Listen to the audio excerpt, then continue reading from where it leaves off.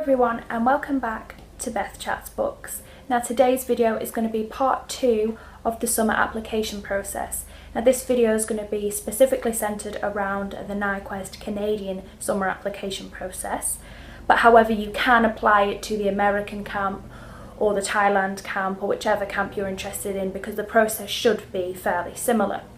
So as I mentioned in my last video, I got up to the part where I said that NIQuest had officially accepted the application, and that kind of enters part 2.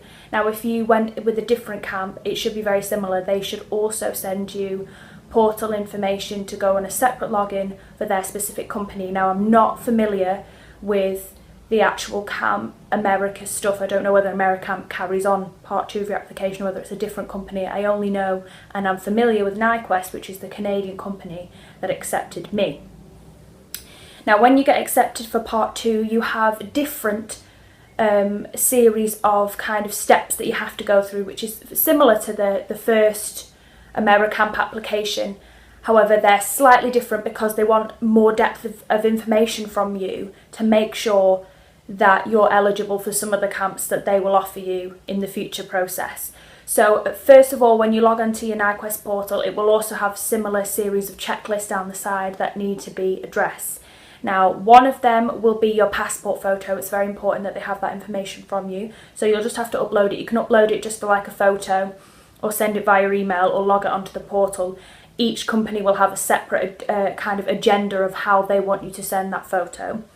But it will most likely either be via email or through the portal login.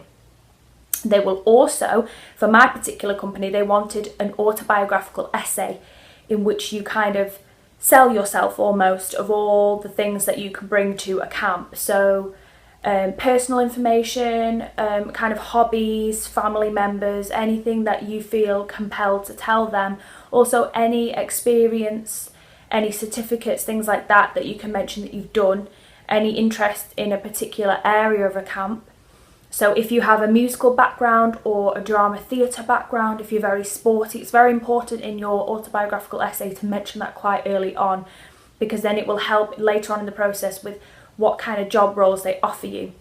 Mine also expected me to send any photos showing me doing any action or activities. They were called photos of action, in which I showed past holidays where I'd done outdoor sports activities, or when I was involved in musical theatre or anything like that. That's what I uploaded to kind of enhance my essay and to prove that I had been involved in these kind of things. It's not to intimidate or to scare you, it's purely so that they can get a gist of what role you would be best suited to. For example, if you have no sports background, later on in the process they're not really going to ask you whether you want to do a role of being a sports programmer, because it wouldn't be suited to you. And if you've got any certificates, A-level results, say in drama, that's what I particularly uploaded, but you could have dance certificates, sports certificates, trophies or things that you could take a picture of and upload them, anything that you can do to enhance your application. There should be a space where you can also upload that. And then some more difficult processing that you have to do. I had to go through a child protection process where I had to kind of have a CRB check, which is what it was previously called in the UK when I underwent it, so that I could get a child protection certificate saying that they've done a background check on me and I'm clean and safe to work with children. It's very important. If you've had any previous criminal record as well, this will hinder you from being able to do this programme. They expect you to be able to show a certificate saying that you are safe to work with children and you have no criminal background, so it's very important you know that before you continue with the process. Also, they will have a login of your health history. If you have obviously bad health, any heart conditions, they will not consider you for the programme either. So it's very important you're aware that those are 2 things that they will definitely keep a log on. Then usually you kind of wait, and what happens is the company NIQuest went through all my information and they start to make a profile of who you are and what kind of options they should be looking at. Now, you should also be given a sheet on your portal where you can choose your preferences for camps. Now, the NIQuest company offered a range of different camps, from religious camps, physically disabled camps, mentally disabled camps, all girls camps or boys camps, and mixed sex camps. Sometimes there were specifically sport camps, specifically drama camps, And you went through an application, and by this point you should have said whether there was any camps that you wanted to eliminate from your process. Personally, I didn't eliminate any options from my process because I was intrigued to see what would come up. So I didn't personally do that. And then what will happen is usually the company wants to speak to you. So it's very important if you can set up a login like Skype so that you can use them, because the company will want to Skype you. I had two interview Skypes, just to get a gist of who you are, just to get a feel for what you want to do. It's not meant to intimidate you at all. It's simply just to get to know you, because the company prides itself on knowing the people that are going through the application process and making it a more familiar and relaxed kind of process for you. So most companies will expect to Skype you at some point. Then after that, usually the company has contacted you and said that they're happy for the process to go along. Then they will begin over the next couple of weeks to send you camp offers. Now what they will do is send you an email attached with a website to the camp. They will tell you whereabouts it is in the country. So for me it was Canada. What kind of camp it is, whether it's religious, physically disabled, just a mixed sex camp. And some of the opportunities that they offer and the position that they're asking you to be. So I had 3 separate offers and I finally picked my third option. So don't feel compelled to pick the first one that you see. A lot of the times they will send you information and then ask you to arrange a time to Skype the actual camp director so you get a better chance to ask questions. Now I would highly recommend that you ask any questions that are burning in your mind, from simple questions like, is there going to be running water? Now that sounds really stupid, but when I had my first interview, the camp that they chose for me was in the middle of nowhere with very limited facilities. It was very outsticks of beyond, and that was not something that I wanted. So I got in the habit after that application of asking very early on what the facilities are like. Also, it's very important to ask what they expect from you in that role. So the camp I ended up choosing was a physically disabled camp, and I had no previous training with people with physical disabilities. So I asked straight away, am I expected to have any certificates, any training? And I was reassured that I didn't need to have any training because I would have adequate training there. So it's really, really important that you ask these questions, because then it will help you get a camp that fits for you. So you can ask them any questions over Skype. Sometimes if they can't Skype you for any reason, they will send you an email with a list of questions to answer back. Ask any burning questions.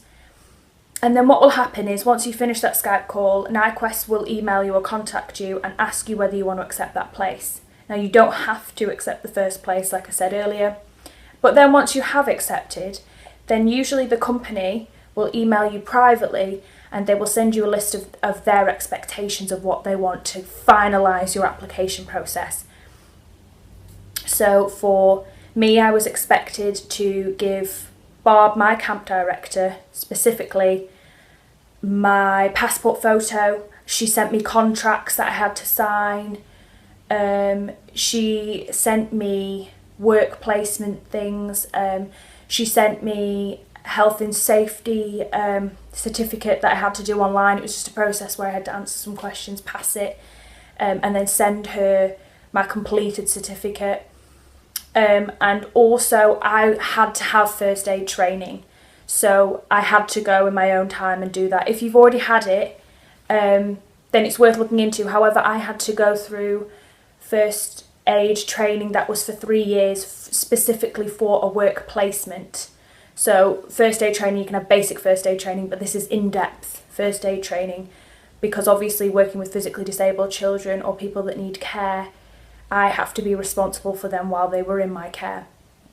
So I had to pay externally for that. However, often the companies will say that if you fly over to them, they will set you up a few days earlier and do that training with you before you go.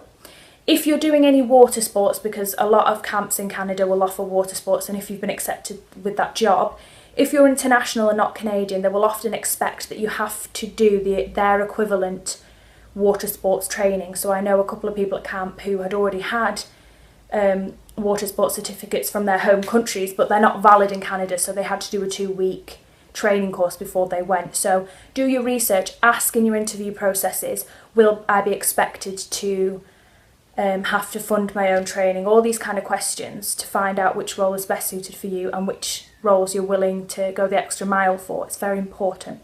So after you finish all this, usually you'll be accepted. If you finish all your paperwork, then it's up to you to fund your own flights over there and to start prepping for the things that you're going to need when you go. Now, most camps will email you a checklist of what they expect, from things like waterproof shoes, sandals with back straps, sometimes they want t-shirts like this where you're not showing your shoulders. They will sometimes ask if you're a female as well for swimming costumes. They don't like the idea of bikinis because it's inappropriate working with children. So you should get a checklist, but in the next video I'll go into a lot of detail of tips and tricks of things that you really will need when you're out there and things that you won't necessarily need when you're out there, but they sometimes tell you just to be safe. So I'll give you my down low and the list that I took and the advice that I can give you when going abroad for a summer camp experience. But that's all there is for this video. I hope you enjoyed it, and stay tuned for video 3 and video 4. Bye everyone.